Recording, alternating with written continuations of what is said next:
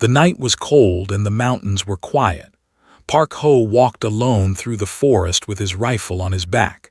He was a sergeant in the army, and tonight he was doing a simple patrol mission. Nothing ever happened in these mountains.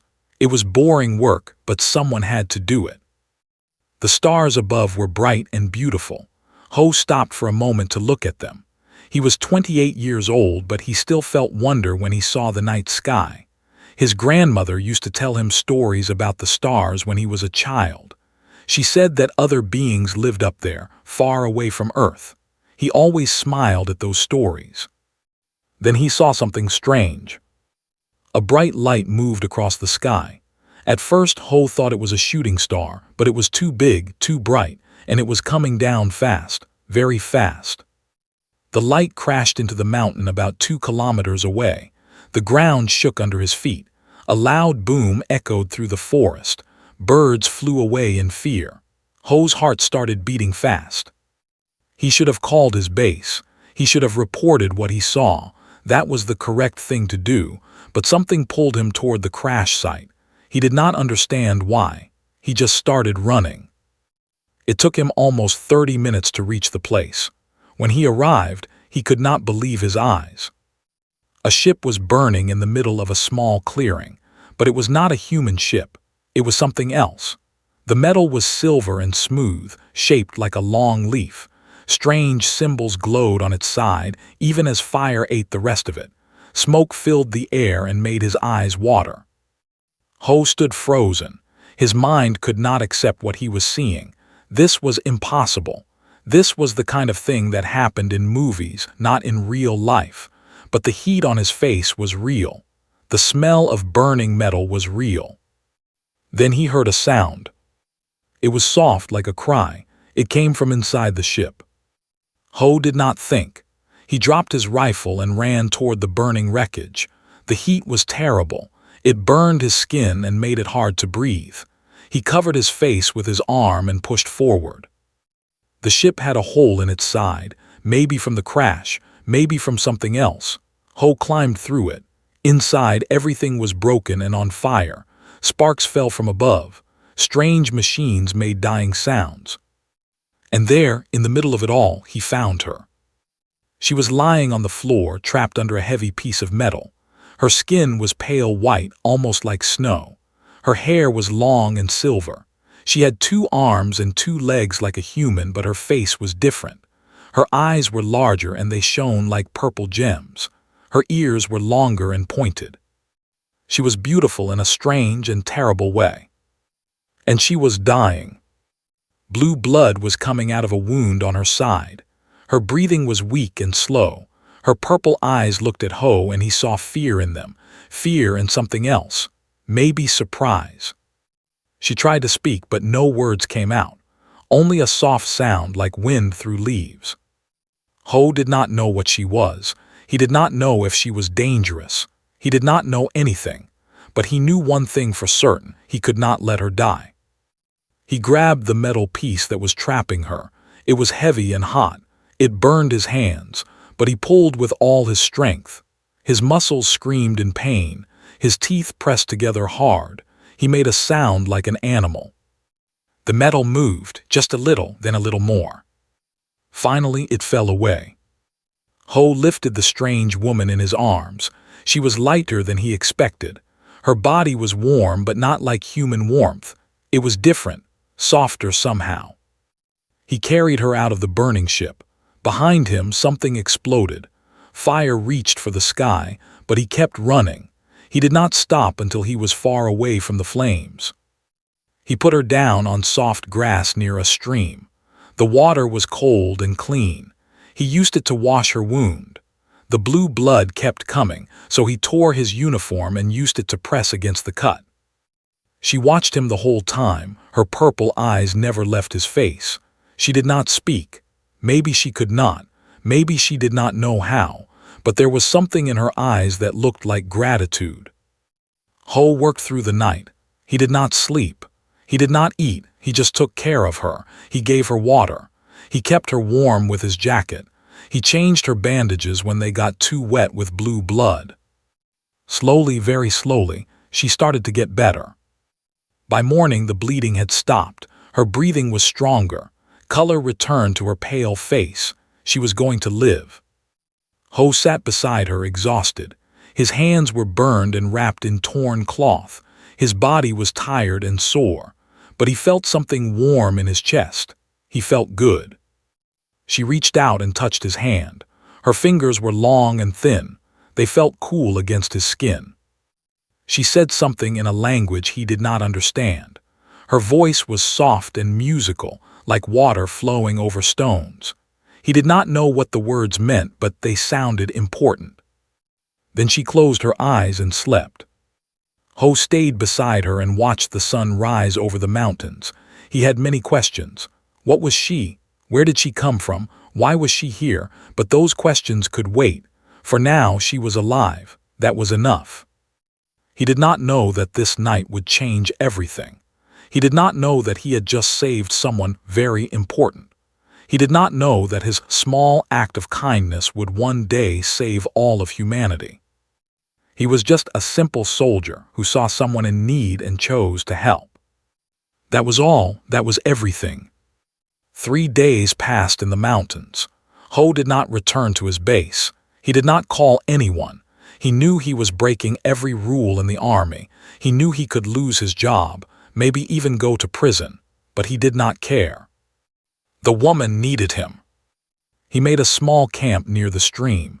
He built a shelter from branches and leaves. He caught fish from the water and cooked them over a fire. She ate a little, not much, but enough. Her name was Lyra. At least that was what he understood. She pointed to herself and said Lyra on the second day. Her voice was still weak, but it was getting stronger. She was healing fast, much faster than any human could. Ho pointed to himself and said his name, Ho. She tried to repeat it, Ho. The sounds were strange in her mouth, but she said it again and again until she got it right. When she finally said it perfectly, she smiled. It was the first time he saw her smile. It was beautiful. They could not really talk. She did not know his language and he did not know hers, but they found ways to communicate. They used hands and faces and sounds. They drew pictures in the dirt. Somehow they understood each other. Ho learned that she came from very far away. She pointed at the stars and moved her hand in a long line. Her home was beyond the sky in a place he could not imagine. He learned that her ship had been attacked. Someone wanted to hurt her. She escaped, but her ship was damaged. She crashed on Earth by accident. He learned that she was someone important, a leader of some kind. She touched her head like she was wearing a crown. Her eyes looked sad when she did this. There was weight on her shoulders that Ho could see but not understand. On the third night, something happened. They were sitting by the fire. The flames made shadows dance on the trees. Lyra was looking at the stars. Her purple eyes were full of feelings that Ho could not read. Suddenly she looked at him. She reached out and took his hand. Her touch was gentle. Ho, she said. Then she said more words in her language. Her voice was serious. Her eyes were bright. She was trying to tell him something important. He shook his head. I don't understand. She looked frustrated. She pointed at herself, then at him, then at her heart. She said more words. Her voice was emotional now, almost like she was going to cry. Ho felt something move in his chest. He did not know what she was saying, but he felt it. Whatever she was trying to tell him, it mattered. It mattered a lot. He squeezed her hand. It's okay, he said softly. I understand. She looked at him. A tear fell from her purple eye. It was silver like starlight. Then she leaned forward and pressed her forehead against his. It was a strange thing to do, but it felt right. It felt like a promise. They stayed like that for a long time. The next morning, everything changed. Ho woke up to a strange sound. It was deep and low, like thunder that never stopped. He ran out of the shelter and looked at the sky. A ship was coming down, but not like Lyra's crashed ship. This one was controlled. It was huge, bigger than anything Ho had ever seen. Silver and beautiful, it floated down from the clouds like a dream. Lyra was already standing outside. She looked at the ship and her face changed. She stood. Her eyes became harder. She was not the weak, wounded woman anymore. She was something else, something powerful. The ship landed in the clearing. A door opened and light came out. Figures walked down. They looked like Lyra, tall and pale with long silver hair and large eyes. They wore armor that shone like mirrors. They saw Lyra and stopped. Then they all went down on one knee. They bowed their heads low. They said words in their language. Their voices were full of respect, full of relief. Ho watched with wide eyes. He understood now. Lyra was not just important, she was their leader, their queen. One of the figures stood and spoke to Lyra. It was a long conversation. Ho did not understand any of it, but he saw Lyra's face change many times, sometimes angry, sometimes sad, sometimes thoughtful. Finally, she turned to Ho. She walked to him slowly. Her steps were different now. She moved like a queen, not like a wounded refugee. But when she looked at him, her eyes were soft. The woman he had saved was still there under the crown. She took his hands in hers. She spoke in her language, but this time one of her people translated. His voice was cold and mechanical, but the words were warm. The queen says she must leave now. Her people need her. There is danger in the stars and she must face it. She cannot stay. Ho nodded. He expected this. He knew she could not stay on Earth. She did not belong here. She had a whole world waiting for her. She says she will never forget what you did. You saved her life. You showed her kindness when she was alone and afraid. This is a debt that cannot be repaid. Lyra spoke again. Her voice was thick with emotion. She says that your people are young. You do not know what lives in the stars. There are dangers out there, but there is also wonder. One day your people will reach the sky, and on that day you will not be alone. Ho felt tears in his eyes. He did not know why. He had only known her for 3 days, but it felt like losing someone he had known forever. Lyra reached up and touched his face. Her fingers were cool and gentle. She said one more thing, just a few words in her language. Her voice was almost a whisper. The translator did not speak this time. Maybe it was too personal. Maybe some things were not meant to be translated. Ho never learned what those words meant. Lyra looked at him one last time. Her purple eyes were bright with tears. Then she turned and walked toward her ship. Her people followed her. The door closed behind them. The ship rose into the sky. It moved slowly at first, then faster and faster. In seconds, it was just a dot of light among the stars. Then it was gone. Ho stood alone in the clearing. The fire was dead. The shelter was empty. There was no sign that anything had happened here. No sign except the burned grass where her crashed ship used to be. He stood there until the sun came up. Then he walked back to his base and told them he got lost in the mountains. He never told anyone about Lyra. Who would believe him? He was just a soldier who saw something impossible. He had no proof, no evidence, just memories that grew softer with time. Years passed. Ho left the army. He got a normal job. He lived a normal life. Sometimes on clear nights he would look at the stars and wonder. Was she still out there? Did she ever think about him? Did she remember the man who pulled her from the fire? He did not know. He could only hope. 15 years went by like water through fingers. The world changed. People changed. Everything moved forward day after day, year after year. Park Ho was 43 years old now. His hair had some gray in it. His face had more lines. His body was not as strong as it used to be, but he was still alive, still breathing, still remembering. He worked as a security guard at a small building in Seoul. It was quiet work, boring work, nothing like his days in the army. He watched cameras and checked doors and drank too much coffee. His life was simple and empty. He never married, he never had children. Sometimes he wondered why. He went on dates. He met nice women, but something always felt wrong. Something was missing. He could never explain what. On clear nights, he still looked at the stars. He never forgot Lyra. How could he? She was the most amazing thing that ever happened to him, but the memory grew old and distant. Sometimes he wondered if it was real. Maybe he dreamed the whole thing. Maybe he was crazy. He stopped talking about it long ago. The few times he tried, people looked at him with worry. They thought something was wrong with him, so he kept quiet. He kept his secret locked inside his heart. Then the world ended. It started on a Tuesday morning. Ho was eating breakfast in his small apartment, rice and soup like always. The television was on, playing the news. The same boring news about politics and weather. Then everything stopped. Every channel changed to the same image. A face appeared on the screen, but it was not a human face. It was something else. Gray skin, large black eyes, no nose, just a small mouth. The creature spoke in a language no one understood, strange sounds that made no sense. But then words appeared at the bottom of the screen. Somehow, the message was being translated. People of Earth, we are the Empire. We have come for your world. You will surrender your planet to us. You have no choice. Resistance is death. Ho stopped eating. His spoon fell from his hand. Outside, he heard screaming. Car alarms, people running. The world was going crazy.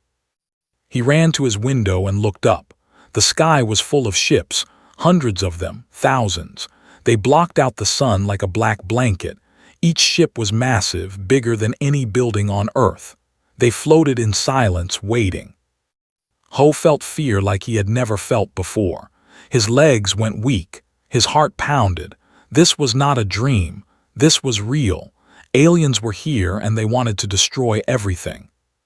The next few days were chaos. Every government on Earth tried to communicate with the Empire. They sent messages of peace. They offered to negotiate. They begged for mercy. But they did not care. They gave humanity 1 week to surrender. If humans refused, they would attack. Your weapons are toys to us, the leader said in another broadcast. Your armies are insects. We have conquered 1,000 worlds. You will be number 1001. This is not a threat. This is a fact. Militaries around the world prepared for battle. Soldiers gathered. Missiles were ready. Everyone knew it was hopeless, but they had to try. Humanity would not go quietly.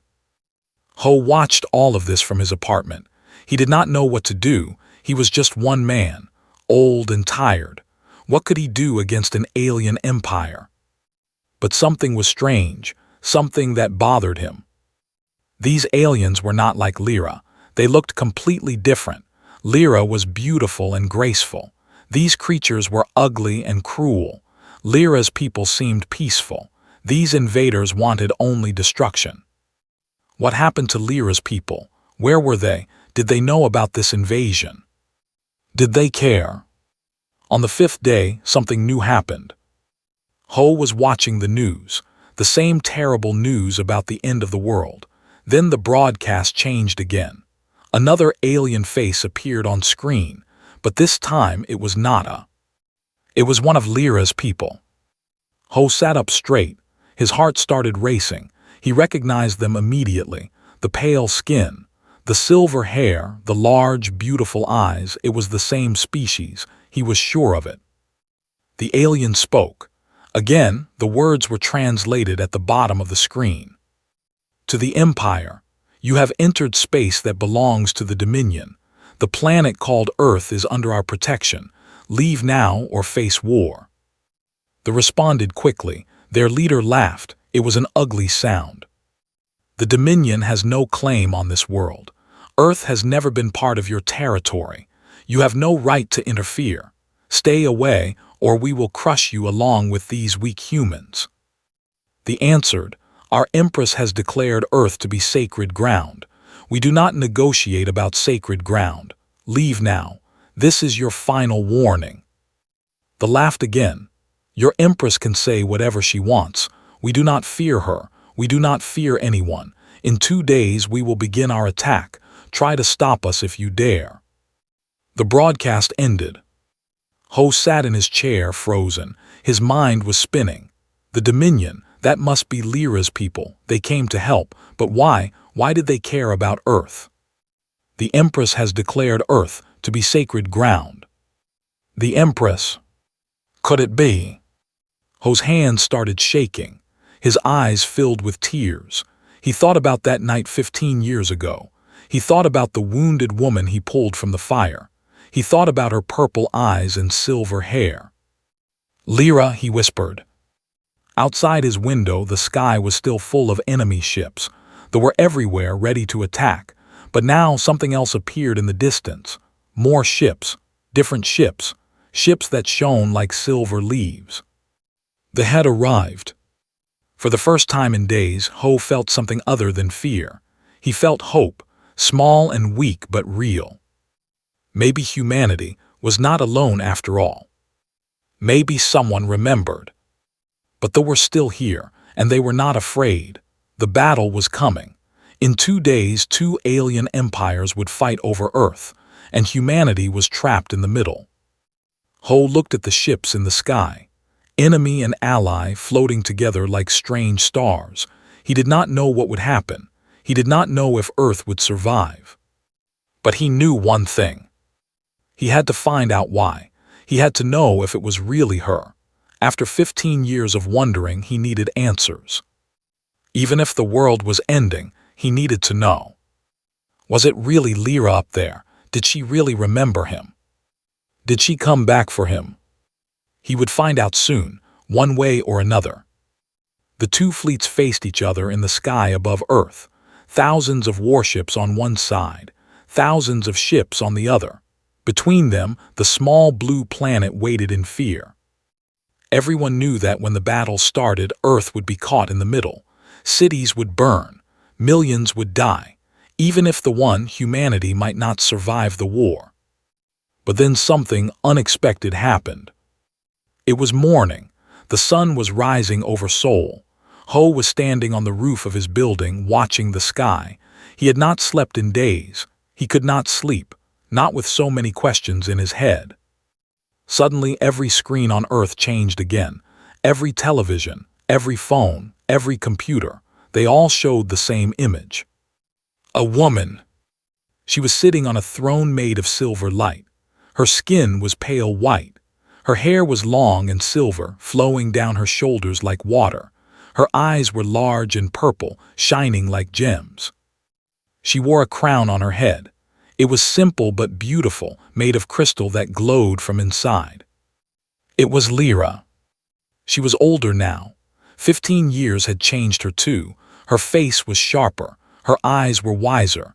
There was power in her look that Ho did not remember, but it was her. He knew it immediately. He would know those eyes anywhere. She spoke. Her voice was strong and clear. "People of Earth, I am Empress Lyra of the Dominion. I speak to you today because your world is in danger. The Empire wants to destroy you. They see you as weak. They see you as prey. They have done this to many worlds before." She paused. Her purple eyes seemed to look directly at Ho, even through the screen. "But I know something they do not know. I know that humans are not weak. I know that humans have strength that cannot be measured. I know that humans have kindness that cannot be defeated. I know this because 15 years ago, a human saved my life." Ho stopped breathing. His heart froze in his chest. "I was lost and dying on your world. I was afraid and alone, but a human found me.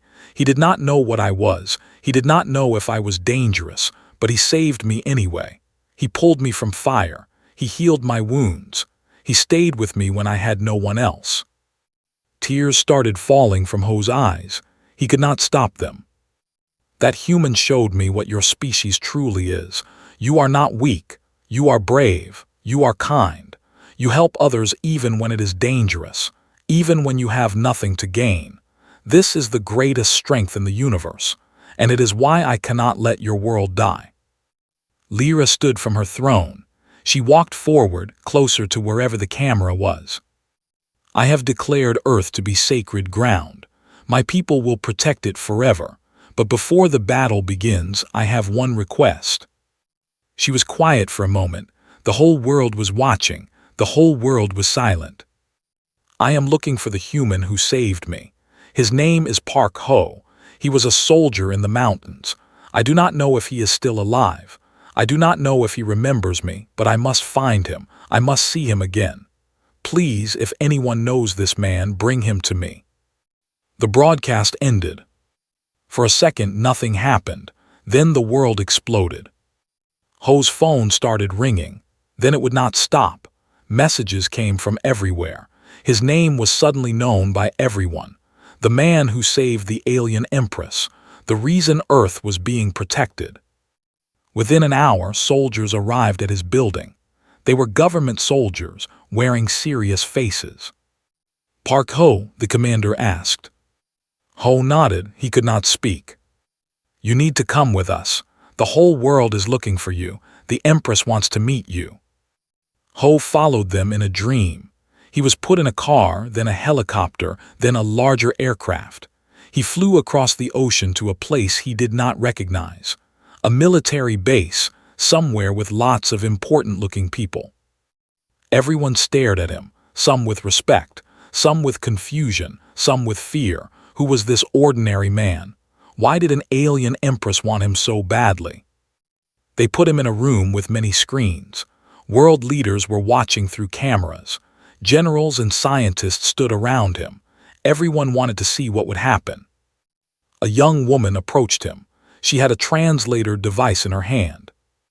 "Mr. Park," she said nervously, "the Empress has agreed to come down to Earth to meet you. She will arrive in 1 hour. We need to prepare you." Ho looked at her. "Prepare me for what?" "We do not know what she wants. We do not know why she saved you. We need to make sure you say the right things. The future of our planet depends on this meeting." Ho shook his head. "I do not know the right things to say. I am just a security guard. I am nobody." An old general stepped forward. His face was hard and worried. "Mr. Park, you may think you are nobody, but to that Empress, you are somebody important. Important enough to bring her entire fleet across the galaxy. Important enough to risk war with the Empire. We need to understand why. We need to use this advantage." Ho felt angry for the first time. "Use? You want to use this?" "For humanity's survival, yes." Ho turned away. He looked at the screens showing the sky. 2 massive fleets waiting to kill each other, all because of something he did 15 years ago. He did not save Lyra for advantage. He did not save her for power. He saved her because she was dying and he could help. That was all. That was everything. Would these people ever understand that? The hour passed quickly. Then the news came. A ship was descending. It was coming to the base. The Empress was inside. Everyone moved to a large open field. Soldiers stood in neat lines. Cameras recorded everything. The whole world was watching again. Ho stood in the front, alone. His hands were shaking. His heart was beating so fast he thought it might explode. The ship came down from the clouds. It was smaller than the warships, but still beautiful, silver and graceful, like a bird made of starlight. It landed softly on the grass. A door opened, light came out. Then she walked through. Lyra. She was wearing a long white dress that flowed behind her. Her silver hair moved in the wind. Her purple eyes were fixed on Ho, only on him. She walked toward him, slowly. Every step seemed to last forever. The soldiers were frozen. The generals were silent. The cameras captured everything. She stopped in front of him, close enough to touch. Her eyes were full of tears. Her lips were trembling. 15 years. 15 long years since they saw each other, since she disappeared into the sky, since he let her go. Now she was back, now she was here. Ho could not speak, his voice was lost. Lyra reached up and touched his face. Her fingers were cool and gentle, just like he remembered. And then she spoke, in perfect Korean, clear and beautiful. "Do you remember me, soldier?" Tears fell from Ho's eyes. He nodded. "Yes," he whispered, "I remember you." She smiled, the same smile from 15 years ago, the same smile that broke his heart when she left. Then, in front of the whole world, the Empress of the Dominion did something no one expected. She went down on her knees. She bowed her head. She kneeled before a simple human man. The world stopped. Everything changed. The silence was complete. No one moved. No one breathed. The most powerful being in the galaxy was kneeling before a simple human security guard. Ho stood frozen. His mind could not understand what was happening. This was wrong. An empress should not kneel. A queen should not bow, not to him, not to anyone. "Please," he said softly, "please stand up. You do not need to do this." Lyra looked up at him. Her purple eyes were bright with tears. "Yes, I do," she said. Her voice was gentle but firm. "In my culture, we kneel before those who have given us life. You gave me life, Ho. You saved me when I was nothing, when I had nothing, when I was just a dying stranger in a burning ship." She reached for his hand and held it tight. "For 15 years I have wanted to say thank you. For 15 years I have wanted to see your face again. Now I am here. Now I can finally speak the words I should have spoken long ago." The generals and soldiers watched in amazement. The cameras sent this image to every corner of Earth, an alien empress kneeling before humanity. But Ho did not see the cameras. He did not see the soldiers. He only saw her. "I thought about you every day," he said quietly. "I wondered if you were okay. I wondered if you ever thought about me." Lyra smiled through her tears. "Every single day. You were always in my heart. You are the reason I became the empress I am today." She stood slowly, but did not let go of his hand. "When I returned to my people, I was different. The old Lyra died in that crash. A new one was born in your arms. You taught me something important. You taught me that true strength is not power or weapons. True strength is kindness. True strength is compassion. True strength is helping others even when it costs you everything." She turned to face the cameras. Her voice grew stronger. "I became empress because I wanted to lead my people with the lesson you taught me. I wanted to build a dominion based on kindness, not fear, based on protection, not conquest. Because of you, the dominion has changed. We no longer make war for territory. We protect the weak. We help the helpless. We are better because of what one human showed me." The world listened in silence. "That is why Earth is sacred to me. That is why I will protect it forever. Not because humans are strong, not because humans have something I want, but because humans have something precious, something rare, something that thee and so many others have forgotten." She paused, her purple eyes shone. "You have heart." In the sky above, the fleet started moving. Ships flew toward the positions, but they did not attack. Instead, they formed a massive wall between thee and Earth. A message was broadcast to the commander. "This is Empress Lyra of the Dominion. Earth is under my eternal protection. If you attack this planet, you attack me. If you attack me, you attack the entire Dominion. We have 3,000 warships here. We have 10,000 more ready to come. Are you prepared to fight us all?" There was a long silence. Everyone on Earth waited. Ho held his breath. Then the commander answered. His voice was angry but afraid. "The Empire does not fear you, but we are not fools. This planet is not worth a war with the Dominion. We will leave, but this is not over. One day they will pay for this insult." The ships started moving, slowly at first, then faster. One by one, they disappeared into the darkness of space. In less than an hour, they were gone. Earth was safe. The people of the world started cheering. In every city, on every street, humans celebrated. They laughed and cried and hugged each other. The nightmare was over. They were going to live. But Ho did not celebrate. He just looked at Lyra. "You did all this for me?" he asked softly.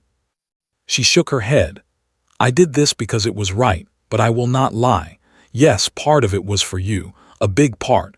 I could not let your world die. I could not let your people suffer, because your people gave me you, and you are the most precious thing I have ever found in the universe." Ho felt his heart break and heal at the same time. "What happens now?" he asked. Lyra looked at the sky. Her fleet was still there, floating like silver stars. "Now humanity joins the rest of the universe. You will have allies. You will have protection. You will learn things you never imagined. Your children will walk among the stars. Your species will grow and change and become something amazing." She looked back at him. Her eyes were warm and gentle. "And you, Park Ho, will be remembered forever, not just by my people, by all people, the man who saved an empress, the man who saved a planet, the man who proved that kindness is the greatest power of all." Ho felt embarrassed. "I am not a hero. I am just a man who did what anyone would do." "No," Lyra said firmly. "Not anyone. Many would have left me to die. Many would have been afraid. Many would have thought only of themselves, but you did not. You risked everything for a stranger. That is not common. That is rare. That is why you are special." She touched his face again, like she did 15 years ago. "Do you remember what I said to you before I left? The words you never understood?" Ho nodded. "I always wondered what they meant." Lyra smiled. "In my language they mean, my heart belongs to you now and forever. It is the deepest promise my people can make. I made it to you that night. I have kept it ever since." Ho felt tears falling down his face. 15 years of loneliness, 15 years of wondering, 15 years of looking at the stars and hopping. Now he understood why he never married, why he never found anyone else. His heart was already given. He just did not know it. "I think my heart belonged to you too," he whispered. "I just did not know how to say it." Lyra took both his hands. "Then come with me, come to the stars. There is so much I want to show you, so much I want to share. You have spent your whole life on this small planet. Let me show you how big the universe really is."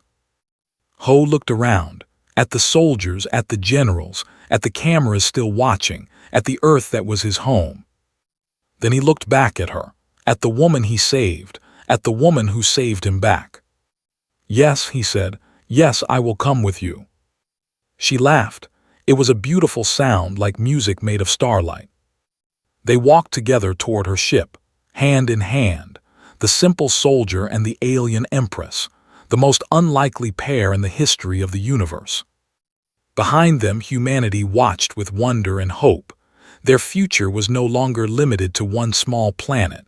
The stars were calling, and someone would answer. But this moment was not about humanity. It was about two people who found each other across the impossible distance of space. Two hearts that beat together despite being so different.